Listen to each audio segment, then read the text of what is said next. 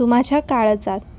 नमस्कार मित्रांनो, जर तुम्ही या चॅनलवर नवीन असाल तर मी तुम्हाला सांगू इच्छिते की ही कथा तू माझ्या हृदयात या कथेचा पुढील भाग आहे. पण मला या कथेला व्ह्यूज नव्हते येत, त्यामुळे मी या कथेचे नाव चेंज केले आहे. जर तुम्ही या कथेचा पहिला भाग नसेल बघितला तर माझी विनंती आहे तुम्ही सर्वांनी आधी तो भाग बघावा.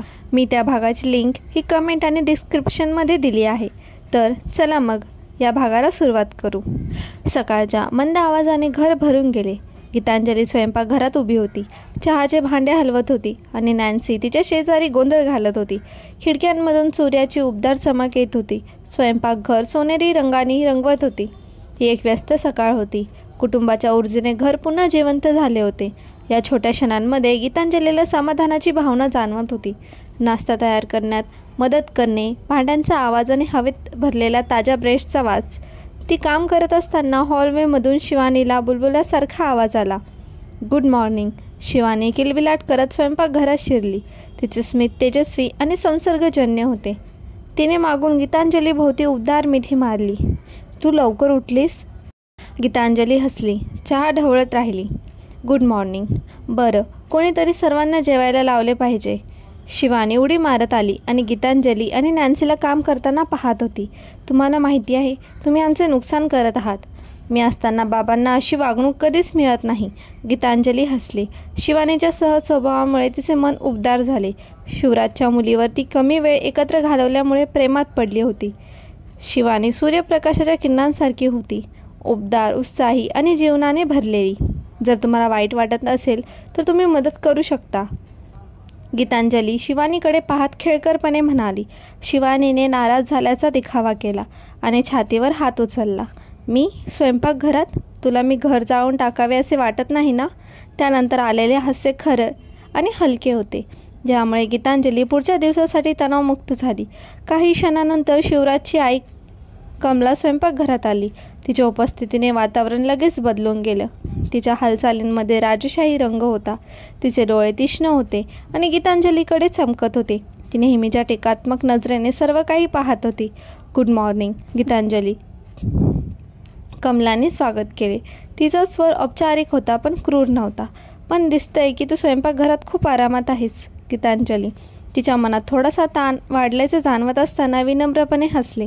Good morning. माफ करा आजी, मी तुम्हाला येताना पाहिले नाही. तिने विचित्रपणे उत्तर दिले. मला असं म्हणू नकोस, मला आई म्हण, जसा शिवराज मला हाक मारत होता. कमलाने निराशेने तिला लगेच दुरुस्त केले. तू काय करत आहेस? ती पुढे म्हणाली. जी आई, मी आत्ताच नाश्ता पूर्ण करत आहे. तिने तिच्या बोलण्यावर मान हलवत उत्तर दिले. कमलाने लगेच प्रतिसाद दिला नाही, पण होकारार्थी मान हलवली. एका महिलेला स्वयंपाकघरात कसे काम करायचे हे नेहमीच माहीत असले पाहिजे, पण तुम्ही हे लक्षात ठेवले पाहिजे की तुमच्याकडे या गोष्टींसाठी कर्मचारी आहेत. तिची नजर नॅन्सीकडे गेली. गीतांजली काही उत्तर देण्यापूर्वीच हॉलवेमधून पावलांचा आवाज ऐकू आला. शिवराज खोलीत शिरला. त्याची उपस्थिती लगेच लक्ष वेधून घेत होती. तो आधीच ऑफिससाठी सज्ज झाला होता. त्याचे भाव गंभीर होते, पण त्याच्या मुलीला पाहून थोडे मऊ झाले होते. गुड मॉर्निंग बाबा. शिवानीने त्याचे स्वागत केले आणि त्याला पटकन मिठी मारली. शिवराज त्याच्या मुलीकडे हसला. त्याची नजर थोड्या वेळाने गीतांजलीकडे वळली. इथे छान वास येतोय. ते सर्वजण जेवणाच्या टेबलवर बसले. सर्वांना आपापली जागा मिळाल्याने सकाळचा गोंधळ उडाला. गीतांजलीने नाश्ता केला आणि त्यांनी शांततेत जेवले, तर शिवानी तिच्या वडिलांशी गप्पा मारत राहिली. तिने त्याला उन्हाळ्याच्या तिच्या योजनांबद्दल, बार्सिलोनामधील तिच्या मैत्रिणींबद्दल आणि घरी परतण्यासाठी ती किती उत्सुक आहे याबद्दल सांगितले. तू मला लवकर येणार आहेस हे सांगायला हवं होतंस, शिवराज म्हणाला. त्याच्या मुलीचे बोलणे ऐकून त्याच्या ओठांवर हलकेसे स्मित होते, तर मग ते आश्चर्यचकित करणारे नव्हते. शिवानी हसत म्हणाली. शिवाय मला तुमची आठवण येत होती बाबा. तिच्या बोलण्याने शिवराजचे डोळे पाणावले आणि गीतांजलीने शिवराजभोवती त्याचा रक्षक कसा दिसत होता हे पाहिले.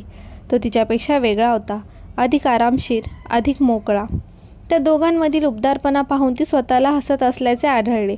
नाश्ता केल्यानंतर शिवराज ऑफिसला जाण्यासाठी उभा राहिला. त्याने गीतांजलीला थोडंसं मान हलवून शिवानीकडे वळला. मी गेल्यावर जास्त त्रास देऊ नकोस. शिवानी हसली. कोणतीही आश्वासने नाहीत. त्यासोबतच शिवराज कामावर निघून गेला आणि गीतांजली त्याच्या अनुपस्थित थोडीशी हलकी झाली. आता घर शांत होते. पण तरीही ते जीवनाने भरलेले होते. दिवसाच्या शेवटी गीतांजली बागेत काही वेळ घालवण्याचा निर्णय घेतला. तिला रोपांची काळजी घेणे खूप आवडायचे. त्यांना संगोपन करण्याच्या साध्या कृतीत शांती मिळायची. फुलांच्या बेडजवळ गुडघे टेकून तिने गुलाबांची काळजीपूर्वक छाटणी केली. तिचे विचार या घरात प्रवेश केल्यापासून आयुष्य किती वेगळे झाले यावर वाहत होते. कधीकधी ते अजूनही विचित्र वाटत होते. तिला माहीत असलेल्यापेक्षा खूप वेगळे असलेल्याच्या जीवनाचा एक भाग असणे. पण इथे फुलांमध्ये तिला जमिनीवर स्थिरावलेले वाटले. थोड्याच वेळा शिवानी तिच्या शेजारी गवतावर बसली.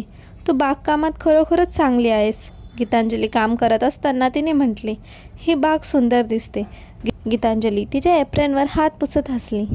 ही अशी गोष्ट आहे जी मला आवडते. ती शांत आहे.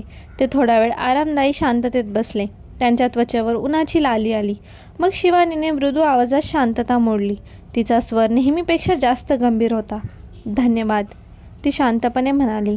गीतांजली गोंधळवर करून पाहत होती. कशासाठी?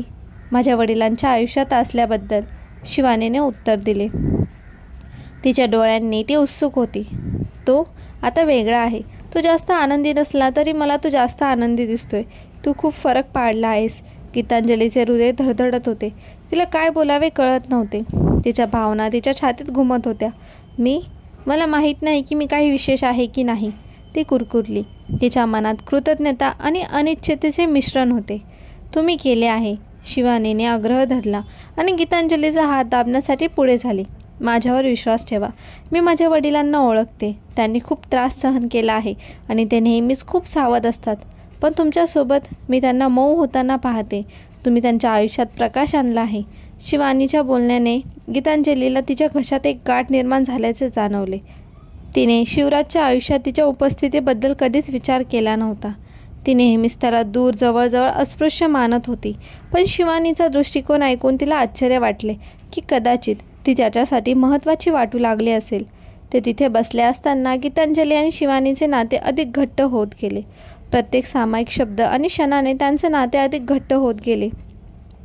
गीतांजलीला त्या तरुणीवर प्रेम होत असल्याचे आढळले. ती तिच्या उबदारपणा आणि दयाळूपणाची कदर करत होती. दरम्यान घरात कमला बैठकीच्या खोलीत बसली होती. तिच्या तीक्ष्ण नजरा खिडकीतून गीतांजली आणि शिवानीला हसताना पाहत होत्या.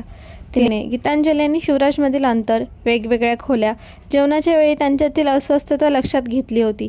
हे तिला चांगले वाटत नव्हते. त्या संध्याकाळी कुटुंब जेवणासाठी जमले असताना कमलाने तिची जागा घेतली. शिवराज, तिने स्पष्टपणे सांगितले. तिचा चमचा खाली ठेवला. आज मला काहीतरी लवकर लक्षात आल्याशिवाय राहता आले नाही. आईच्या आवाजातील वजन लक्षात येता शिवराजने त्याच्या ताटातून वर पाहिले. काय आहे आई? कमलाची नजर गीतांजलीकडे गेली.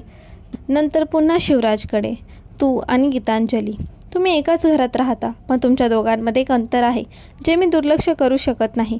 ते बदलण्याची वेळ आली आहे. गीतांजलीला तिचे हृदय घशात घुसल्याचे जाणवले. तिचे हात तिच्या काट्याभोवती घट्ट बसले होते. तिला हे संभाषण कुठे चालले आहे हे माहीत नव्हतं, परंतु तिला तणावाची जाणीव होत होती.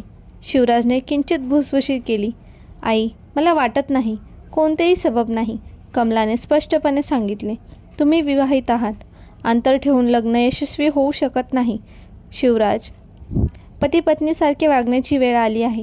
तुम्ही सामान्य विवाहित जोडप्यासारखे राहायला हवे, अनोळखी जोडप्यासारखे नाही. गीतांजलीचा चेहरा लाल झाला होता. लाजिरवाणेपणा तिच्यावर पसरला होता. तिला काय बोलावं हे सुचत नव्हते. तिच्या नजरा शिवराजकडे आधारासाठी वळत होत्या. शिवराजने उसासा टाकला. त्याचा हात त्याच्या कानशिलाला घुसत होता. आई, हे गुंतागुंतीचं आहे. यात काहीही गुंतागुंतीचे नाही, कमला ठामपणे म्हणाली. मला हे लग्न फुलताना पाहायचे आहे आणि जर तुम्ही दोघे असेच वागत राहिलात तर ते होणार नाही. गीतांजलीला खोलीतील तणाव वाढत असल्याचे जाणवले, पण तिला शिवराजच्या डोळ्यात काहीतरी चमकताना दिसले.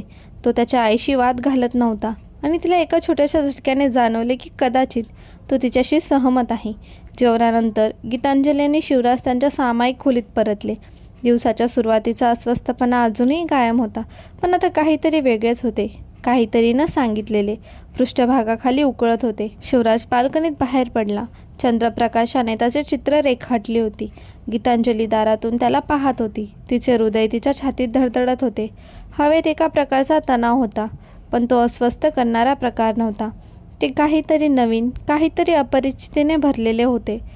शिवराज तिथे उभा असताना रात्रीच्या आकाशाकडे एकटक पाहत असताना गीतांजली एका अदृश्य शक्तीने ओढलेल्या शिवराजच्या जवळ जात असल्याचे तिला आढळले. ती त्याच्या शेजारी उभी राहिली. रात्रीची थंड हवा तिच्या त्वचेवर आदळत होती. जर मी गोष्टी कठीण केल्या असतील तर माफ कर, ती हळुवारपणे म्हणाली. तिचा आवाज कुजबुजण्यापेक्षा थोडा वर होता. शिवराज तिच्याकडे पाहण्यासाठी वळला. त्याचे डोळे तिच्याकडे पाहत होते. क्षणभर दोघांपैकी कोणीही बोलले नाही. त्यांच्यामध्ये शांतता पसरली. तू नाही केलंस, तो शेवटी म्हणाला. त्याचा आवाज मंद. जर काही असेल तर मीच तो आहे. त्याने गोष्टी कठीण केल्या आहेत. त्याच्या शब्दांनी गीतांजलीचे हृदय धडधडले. तिच्या छातीत एक उबदारपणा पसरला. तिला काय बोलावे हे कळत नव्हते. पण त्या क्षणी रात्रीच्या शांततेत त्याच्या शेजारी उभी असताना तिला त्यांच्यात काहीतरी बदल जाणवला. काहीतरी खोलवर, काहीतरी अधिक वास्तववादी. दुसरीकडे शिवराज त्याच्या आत वाढत्या तणावाशी झुंजत होता. दररोज तो गीतांजलीकडे अधिक लक्ष देत होता. तिच्या आवाजातली कोमलता, तिने केलेल्या प्रत्येक गोष्टीत तिने दिलेली काळजी, तिची उपस्थिती जी त्याच्या आयुष्यात कशी तरी एक स्थिरता बनली होती. त्यामुळे तो निराश झाला. त्याला अशा भावनांची सवय नव्हती. पत्नीच्या मृत्यूनंतरच्या अनेक वर्षात त्याने स्वतःला असे वाटू दिले नव्हते. आणि आता ती इथे होती, खूप जवळ. तिचा सुगंध मादक होता. तिची उपस्थिती एकाच वेळी शांत आणि निशस्त्र करणारी होती. चंद्रप्रकाशात तिच्या शेजारी उभं राहून त्याला तिची उपस्थिती जाणवत होती. खूप जवळ, तरीही दूर. तो अंतर कमी करण्यासाठी हात पुढे करू इच्छित होता, पण त्याने स्वतःला थांबवले. तिच्यासाठी काहीतरी धोकादायक वाटू लागले आहे हे समजून त्याचे हृदय दुखत होते. असे काहीतरी जे त्याला अनुभवायला आले नाही. गीतांजलीने त्याच्या मनात असे काहीतरी निर्माण केले ज्याचा सामना करण्यास तो तयार नव्हता. हे फक्त आकर्षण नव्हते, ते प्रेमाची आसक्तीची हळूहळू स्थिर वाढत होती. यामुळे तो घाबरला, पण त्यामुळे त्यालाही आत ओढले गेले. त्याने बाल्कनीच्या रेलिंगला घट्ट पकडले. त्याचे बोट पांढरे झाले होते आणि तो स्वतःवर नियंत्रण ठेवण्याचा प्रयत्न करत होता. तो या भावनांना त्याच्यावर वर्चस्व गाजवू देऊ शकत नव्हता. ते योग्य नव्हतं. त्याच्यासाठी नाही, गीतांजलीसाठीही नाही. त्यांचे जीवन खूप गुंतागुंतीचे होते. अव्यक्त अपेक्षा आणि मतभेदांमध्ये खूप अडकलेले होते. पण खूप प्रयत्न करूनही शिवराज सत्य नाकारू शकला नाही. तो तिच्या प्रेमात पडला होता. त्याने कितीही प्रतिकार करण्याचा प्रयत्न केला तरी दिवसेंदिवस त्यावर नियंत्रण ठेवणे कठीण होत चालले होते. आजचा भाग कसा वाटला कमेंटमध्ये नक्की सांगा आणि व्हिडिओला लाईक करा. चॅनलवर नवीन असाल तर सबस्क्राईब करा. पुढील भाग लवकरच येईल. धन्यवाद.